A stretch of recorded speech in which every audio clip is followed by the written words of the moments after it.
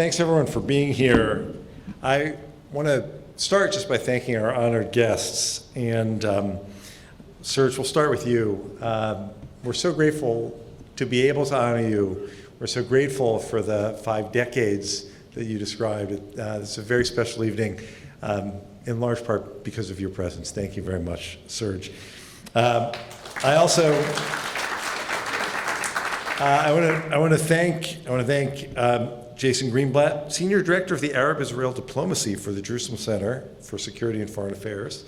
Thank you very much for a fascinating conversation with Jason.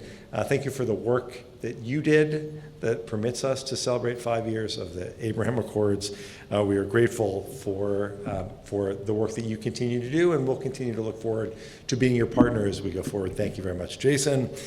And Ambassador Shapiro, thanks as well to you. Thank you for being here, sharing your insight. The takeaway clearly is there is so much for us to be able to do together. What we saw on the stage is the best example of AJC's work, and we look forward to building upon it as we go forward.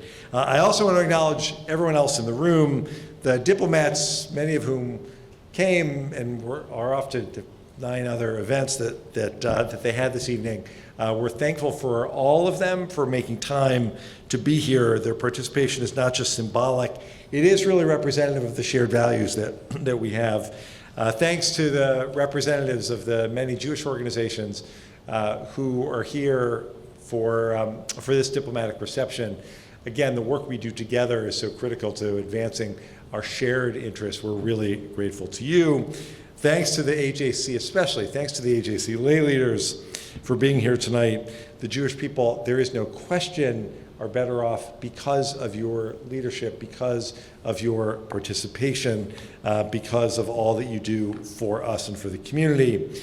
I want to thank my incredible colleagues, the tremendous AJC professionals who helped make this event happen, for your leadership, not just at this event, but especially during, all year around, but especially during this diplomatic marathon.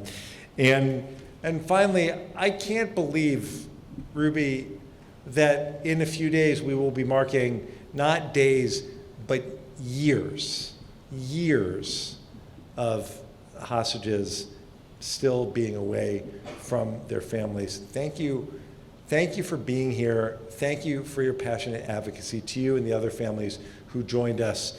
We are immensely grateful. We wish, we've said this before, we've had this conversation, we wish we didn't have the very special relationship that we've developed with you over all this period, but we do, and because of it and because of you, we will continue to stand with you until every hostage comes home. Thank you very much. As we prepare to close, I just want to also acknowledge that we're having this diplomatic marathon, we're having this reception in the midst of the days of awe. The 10 days between Rosh Hashanah and Yom Kippur, we are reminded of our tradition's most profound teaching, that reflection must lead to action, that introspection must inspire engagement with the world beyond ourselves. There was a reference earlier to Cheshbon HaNefesh, an accounting of the soul. We have to examine not just who we are, but who we can become, and what role we must play in shaping the world in which we live for ourselves and for future generations. The spirit of responsibility has guided AJC's diplomatic marathon since 1991. It embodies the daily work that we do with diplomats and heads of state, elected officials, civil society leaders around the world. This year's General Assembly takes place at this moment of profound significance, which we've spoken at length about tonight. You heard about the number of meetings. Last year, close to 100. This year, in less than half the time, well over 65 meetings. And these days of awe also teach that the future is not predetermined. It is shaped by us and by our choices, by the decisions that we make. That wisdom has never been more relevant as we confront the challenges ahead. So as we leave here this evening, we realize that our work matters more than ever. We talked about the diplomacy that's been on full display this week. But since October 7th, the alarming surge in antisemitism, the harassment, intimidation, and violence against Jewish communities worldwide has also been on full display.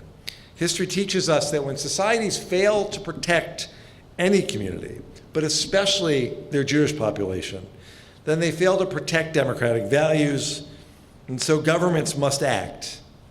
On May 21st, the violence that we've experienced came to AJC when Sarah Milgram and Yaron Lashinsky, were gunned down just outside of an AJC event in our nation's capital. We honor Sarah and Yaron's memories by rededicating ourselves to the work that they did on behalf of Israel, on behalf of the community, and on behalf of the world. We also reaffirm tonight our commitment at AJC to Ukraine's sovereignty. Ukrainian territory must not be ceded. No agreement can be made without Ukraine's full participation. The U.S. and Europe must guarantee Ukraine's security with no restrictions on NATO membership or international support. Abducted Ukrainian children must be returned. And this week, in meetings with leaders from across Europe, it is clear how vital this issue is to them and to the future of our collective security. And in the meeting with President Zelensky, we made clear that it is our intention, as it has been for decades, but especially since Russia started this war, to continue to stand with Ukraine. And as the days of awe end and Yom Kippur approaches, we carry forward the essential message of the season. We are not mere observers of history. The work of repairing the world requires the diplomatic courage to engage, to challenge, to build bridges where others see only walls. The future that we envision, a world of peace, of security, and dignity for all peoples, a world where Israel and Jews thrive, will not emerge from wishful thinking.